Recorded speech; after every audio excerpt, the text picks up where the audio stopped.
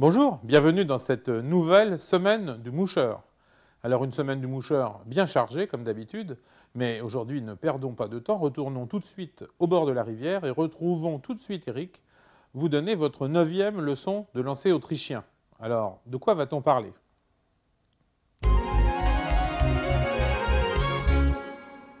Nous avons parlé la dernière fois du shoot, donc de prolonger votre soie vers le poisson. Nous allons aujourd'hui encore, vu que c'est très important, revenir à ce sujet et l'approfondir. Alors, qu'est-ce qu'il faut savoir? Il faut savoir que si on veut lancer juste la longueur de la soie avec un geste petit ou gros, ample ou très loin, ça suffit, mais nous sommes limités en distance de votre moulinet direct jusqu'à la mouche. Si nous voulons maintenant atteindre un poisson qui est plus loin, il vaudrait mieux avoir du shoot. Donc on charge notre canne derrière, devant, une petite boucle, on lâche et ça part. Hop, ça c'est le shoot, ça on a compris. Pour que votre soie s'arrache devant vos pieds, il faut que vous avez de l'énergie dans votre soie. Et donc l'énergie, comment on y arrive? On y arrive à suivre la règle de principe de lancer autrichien, geste symétrique derrière et devant, même temps, 1, 2, 1, 2, même force derrière et devant, même force, et l'angle d'ouverture de votre canne au rapport à vous, le même derrière et devant, pour que votre soie ne touche pas par terre, et donc pour que votre soie puisse aller devant et pas toucher dans l'eau, mais raser au-dessus de l'eau. Pourquoi important? Très simple. Souvent, en pêche, quand vous êtes en situation de pêche réelle, vous avez la berge derrière qui est surélevée, ou des arbres, ou des ronces. Vous ne pouvez donc pas déployer derrière autant de soie que vous avez besoin devant pour toucher la truite. Donc, il n'y a pas possibilité autre que raccourcir derrière et rallonger devant. Raccourci derrière, donc, logique, derrière, on ne peut pas aller plus loin, il y a l'arbre. Par contre, devant, ça ne suffit pas. Il faut que j'aille plus loin. Donc, très logique. Le shoot, donc, on lance et on lâche, hop, et là, devant, on a gagné 3-4 mètres. L'entraînement pour vous maintenant consiste à mettre par terre 2,50 m de soie, qu'on laisse bien par terre. Pour le moment, on ne s'occupe pas de la main gauche, ça sera pour plus tard. Uniquement la main droite qui tient la canne. On lance 1, 2, 3, 4 et on lâche et tout doit partir. Vous avez vu? Voilà, ça c'est l'entraînement. On ramasse, on n'oublie pas ça. On pose la soie encore par terre. Alors, 1, 2, 3, 4 et on lâche à la fin, après le geste. Hein? Surtout pas, qu'est-ce qui fait beaucoup de monde, lâcher dans le geste. C'est désastreux, ça ne marche pas. Alors regardez, si on lâche dans le geste, regardez, rien ne se passe, parce que l'énergie que vous avez donnée à votre soie est absorbée par le mou, et donc la soie ne se tend pas. Donc, hein, on fait 1, 2, 3, 4 et on lâche. Allez, on le fait. 1, 2, 3, 4 et on lâche. Hop, et c'est parti. Voyez-vous? Ensuite, pour vous entraîner, vous allongez un peu jusqu'au moment où vous n'y arrivez plus. Mais c'est normal. Là, on y arrive encore. Ouais, c'est déjà un peu plus mou, voyez-vous? C'est logique. Votre canne, sans la force de la main gauche pour simple traction ou double traction, elle sera limitée par le poids qu'elle peut tirer. Donc, il faut plus tard ajouter la traction. Pour le moment, on essaie de trouver notre point, derrière, devant, derrière, devant, et on lâche et on regarde qu'est-ce qui part. Et bien, c'est pas mal, 18 mètres. Et sur cette belle image, je vous laisse pour la prochaine fois. Alors maintenant que vous lancez très bien et que vous allez lancer de mieux en mieux, forcément vous allez prendre vraiment beaucoup de poissons. Alors il est temps de regarder de près comment est constitué un poisson, et en particulier la truite. C'est notre rubrique environnement du pêcheur. Aujourd'hui, dans l'environnement du pêcheur, je ne vous présente pas un trophée que je gagnais en prenant beaucoup de truites. C'est tout le contraire.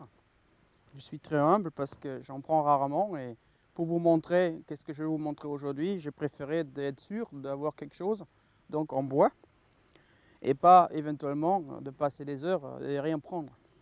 Alors aujourd'hui, je voudrais vous parler des nageoires des poissons. Donc c'est important car on sait que le poisson se déplace grâce à ses nageoires. Avant tout, on sait que la plupart de nos poissons, presque tous de l'eau douce, ont une vessie natatoire. C'est donc une poche intérieure qui est remplie de gaz, et qui fait que le poisson peut, selon la profondeur dans l'eau, dans un lac ou dans la rivière, avoir le poids égal l'eau. Donc en fait, il est dans l'eau tranquille. Ça, c'est déjà une chose. Selon la pression atmosphérique et selon les profondeurs que le poisson évolue, il change sa pression intérieure pour toujours rester égal l'eau. Donc il ne coule pas le poisson et il ne flotte pas non plus en surface. Ça, c'est la première chose. En dehors de ça, les truites, comme ceux-là que j'ai, ils ont besoin de se déplacer pour se nourrir, pour défendre leur endroit dans la rivière, pour aller hiverner, pour se déplacer, pour aller frayer. Donc pour ça, ils ont des nageoires. Alors, premièrement, ils ont des nageoires paires et des nageoires où il y en a une seule. Donc les nageoires paires, c'est avant, juste en dessus de la tête, des pectoraux. Donc ce sont des nageoires pectoraux devant, côté droit, côté gauche. Ensuite, paires, ils ont qu'est-ce que moi j'appelle les ventrales, donc c'est en ventre. Donc là aussi, une droite, une gauche. Ensuite, ils sont une nageoire, une seule, qui s'appelle anale, qui est donc en dessous, juste derrière l'aft. Ensuite, ils ont une queue, donc une nageoire toute seule, caudale. Et ensuite, ils ont une simple aussi, qui est sur le dos, qui est la dorsale. Des truites, donc des salmonidés en général, ont une nageoire supplémentaire que les autres poissons n'ont pas, qui s'appelle la adipeuse. Donc, toute la famille des saumons, des truites, des ombres chevaliers ou aussi l'ombre et même des corégones ont cette petite nageoire derrière qui ne sert à rien, sauf qu'on reconnaît la famille. Alors, à quoi servent maintenant ces nageoires différentes? Important, la caudale. Elle donne puissance et elle fait que le poisson se déplace, qu'il démarre très vite. Donc, un coup de queue de la caudale fait que le poisson est projeté. Ensuite, nous avons les dorsales et l'anale qui stabilisent le poisson verticalement. Donc, la truite ne se trouve pas sur le dos à 3/4. Et on a ensuite les deux nageoires paires, donc ici et là, qui font que le poisson monte et descend, comme des ailes d'un avion en fait. Donc le poisson, pour répéter, est stabilisé par la dorsale et la anale, propulsé par la caudale et fait ses déplacements haut et bas grâce à des deux nageoires paires. Et comme ça, le poisson peut se déplacer partout dans l'eau et surtout monter et prendre votre mouche. Alors Eric, à chaque fois vous dites, tiens, si je n'avais qu'une seule mouche à monter, je monterais celle-là. Ça va encore être le cas aujourd'hui, j'en suis sûr. Mais en tout cas, c'est une mouche très efficace, bien sûr, avec laquelle moi j'ai pris pas mal de poissons. C'est la nymphe de Rhiacophila. La mouche de cette semaine est, comme toutes les semaines, une mouche indispensable dans votre boîte à mouches. Et vous le savez très bien, si je n'ai à choisir qu'une seule, ce sera celle-là. Nous parlons cette semaine de la nymphe de Rhiacophila ou la nymphe de Hydropsyche. En effet, il s'agit ici pas des mots compliqués et uniquement pour initier, mais ce sont tout simplement des larves de sedge. On a déjà appris dans d'autres cours, notamment dans l'environnement des pêcheurs, que des larves de trichoptères font certains des maisons, des carquois, donc ce sont des traînes-bûches ou des porte-bois, et d'autres, donc ceux-là que nous parlons aujourd'hui, ne le font pas. Ce sont donc des larves qui ont un aspect d'une chenille, qui vivent librement, non attachées, dans les interstices des cailloux. Alors, ils ont une particularité, ils ont une couleur verte, verte eau, verte émeraude même. Une de ces larves est une chasseresse, donc l'Ariacophila, et l'autre est une bête qui filtre l'eau. En effet, elle fabrique un petit filet, comme une araignée, et toutes les particules qui sont apportées par le courant en dessous des cailloux sont attrapées et ensuite elle dévore le filet avec le contenu, elle se déplace et elle en fait un nouveau. Maintenant, voyons comment monte cette mouche au tableau. Pour réaliser cette mouche, nous utilisons un hameçon K10 ou GAP, donc un hameçon qui est courbé. En effet, ces nymphes, comme on a vu, n'ont pas de carquois, sont donc pas droites, mais se faufilent et bougent. Et donc, on donne avec un hameçon de cette courbe-là une meilleure impression et imitation de la vie. Ensuite, on va faire un sous-corps qui va être de la hampe à 3/4 de l'hameçon,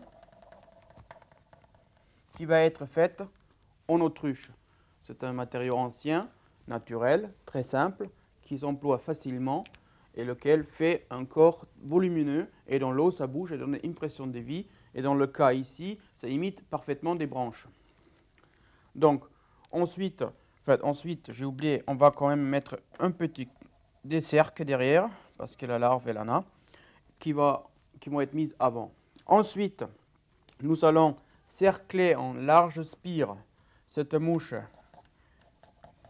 avec un produit qui s'appelle Swanondas, qui va faire une segmentation des corps et laisser apparaître juste entre ce produit en plastique l'autruche qui va donner une vie. Donc on aura l'imitation en plastique qui fait un carapace chitineux et nous avons entre chaque spire, nous avons l'impression de vie qui imite en fait des branchies. Le thorax va être tout simplement créé par une plume d'autruche et avant de la fixer, on mettra juste 3 pattes en herle de paon pour faire encore plus vrai. Et là, donc, c'est l'autruche qui fait le thorax. Donc, on aura 3 pattes, le thorax et l'abdomen. Voyons maintenant qu'est-ce qu'il nous faut comme matériaux et matériel pour réaliser cette mouche. Comme pour tous les mouches, il faut un étau sérieux qui serre bien l'hameçon pour qu'on puisse monter la mouche comme il faut. Ensuite, porte-bobine avec des fils fins pour cette mouche-là. Un passe-fil ou enfileur dans le cas où on casse pour vite regagner le fil. Ensuite, 2 paires de ciseaux, une fine courbée, une plus grosse pour couper du plastique, une aiguille de dubbing pour finir avec le vernis pour la tête. Maintenant, les matériaux. Tout d'abord, les hameçons, comme vous le voyez bien, courbés. Donc ici, on utilise la taille 10 ou 12. Donc à peu près, on imite des bêtes de à peu près 2 cm. Ensuite, nous avons l'autruche noire qui va faire le sous-corps. Un peu de chicabou pour faire les cercles. Ensuite, un produit en plastique qui s'appelle Swanondas ou Larfales ou Body Wrap, peu importe quelle marque, c'est toujours un plastique qui est ici vert d'eau. Et ensuite, pour faire les pattes, nous avons ici l'herle de paon. Je tiens encore à vous montrer que cette Body Wrap existe dans de nombreuses couleurs. Et donc, pour toutes sortes de larves émergentes, c'est un produit merveilleux parce que ça imite parfaitement bien les carapaces chitineux. Maintenant, mettons-nous à l'étau et réalisons cette mouche. On commence, comme toujours, à l'enroulement du fil. On va en bas à la courbure pour bien imiter le corps rond. On met un peu de chicabou, quelques fibres derrière pour faire semblant une queue. On prépare la lanière du Larfalaise ou Swanondas vert qu'on enroule tout le long pour ne pas faire un boudin derrière. On fixe bien, le plastique c'est rigide, il faut toujours bien fixer. Pour les inquiets, on peut mettre même un peu de vernis. Ensuite, on prend quelques fibres de autruche qu'on fixe aussi tout le long. Ça va être le sous-corps, comme expliqué tout à l'heure, et qui va faire en même temps l'impression de vie avec ces... Celui-là, il ne veut pas venir. Avec ces branchies, on entoure et ça donne du volume au corps. On fixe ça bien comme il faut, coupe l'excédent et maintenant on enroule le plastique dessus. On commence derrière et ensuite on spire, voilà,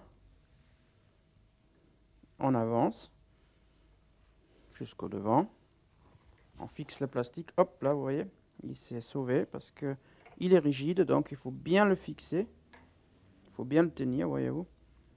Donc normalement on fait que 3 ou 4 tours, ici on va faire plus pour que ça ne se défait pas. Bon, donc le corps est fait, on voit bien le corps chitineux et en même temps aussi les branchies. Ici donc on met encore la plume noire pour imiter le thorax noir. Pour terminer, on met des pattes, donc 3 fibres, hop, on va devant. On commence à faire un demi-clé pour arrêter. Ensuite, on crée le thorax. Un coup derrière, un coup devant. Et le thorax est fait. Hop.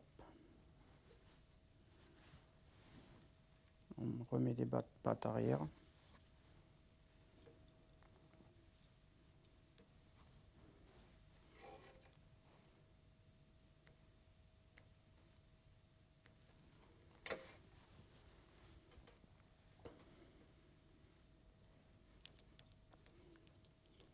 On crée la tête. 1, 2, 3 demi-clés. On coupe. Il reste à tailler des pattes.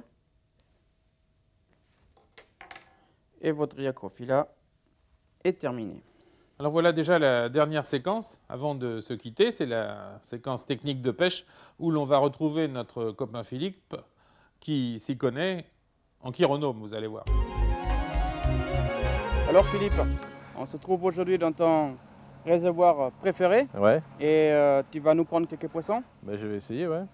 Alors je vois qu'aujourd'hui il y a un petit peu d'activité. Il y a de beaux poissons dehors là, surtout la pointe là. Et on va essayer avec un chironome. C'est en grosse majorité, 80% de la nourriture détruite ici c'est des chironomes. Hein. Donc, et alors tu pêches en flottant, subsurface? Alors c'est subsurface là. Alors, on peut pêcher soit en flottant, soit subsurface. Voilà. Et la pointe que tu as mis là? La pointe c'est du 14 centièmes. Bon mais écoute, voilà. On va voir ça et d'accord. On te souhaite beaucoup de chance. Allez.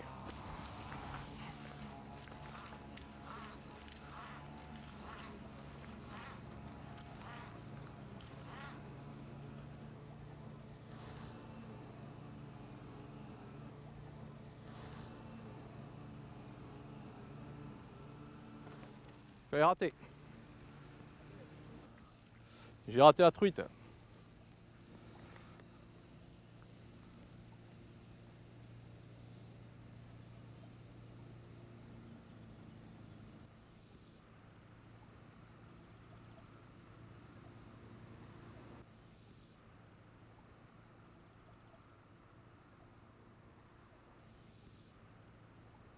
Donc là je lance à la pointe du courant.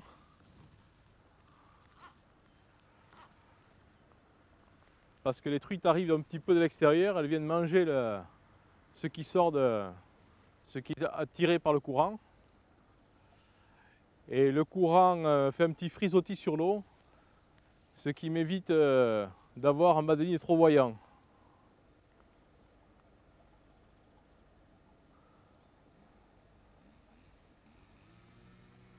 Donc là, il suffit de poser et d'attendre en fait. Il ne faut pas trop animer la mouche, il suffit juste d'attendre. Il y en a une qui gobe à côté, qui marsouine.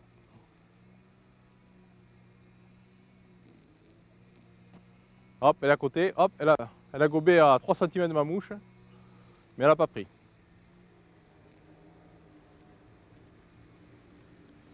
Bon, je vais essayer de changer de mouche, parce qu'apparemment celle-là,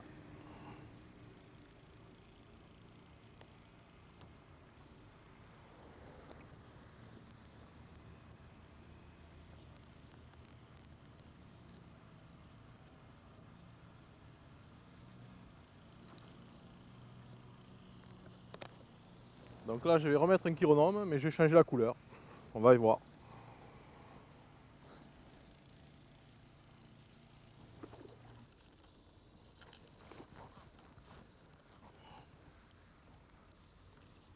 Super poisson, magnifique.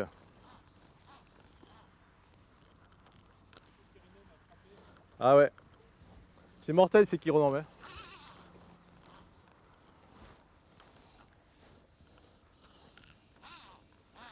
C'est les poissons qui ont la santé. Hein. Là, je suis au milieu du lac. Ça y est, c'est calmé.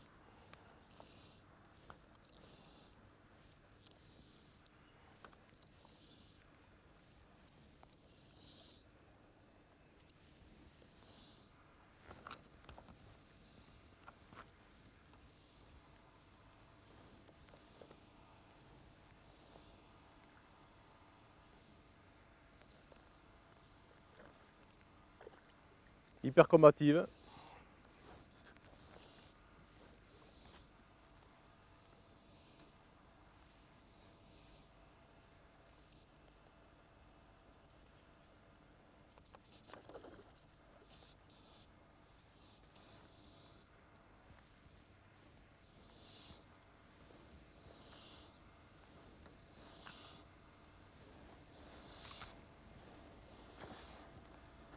Ah, cassé. Non. Décroché. Ah, ces chironomes, c'est mortel. Hein. Tiens. À chaque coup, hein.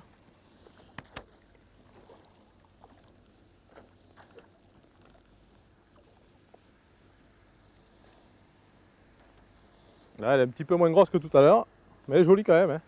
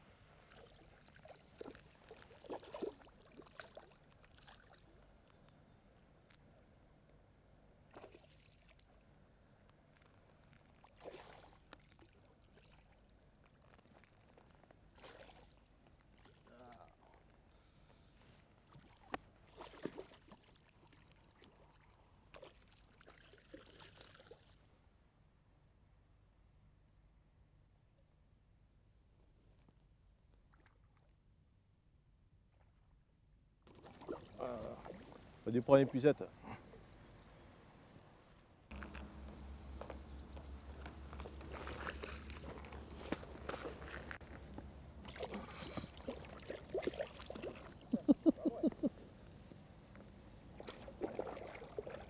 Et tu peux pas faire le tour tellement qu'elle est grosse.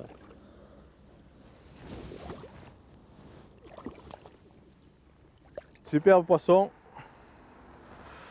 Voilà, un joli petit chironome. Magnifique.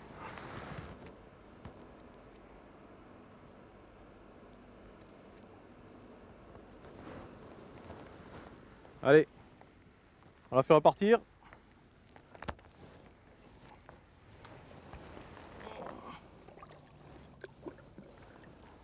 Alors Philippe, ça a marché ton Kiro, Très bien, parfait.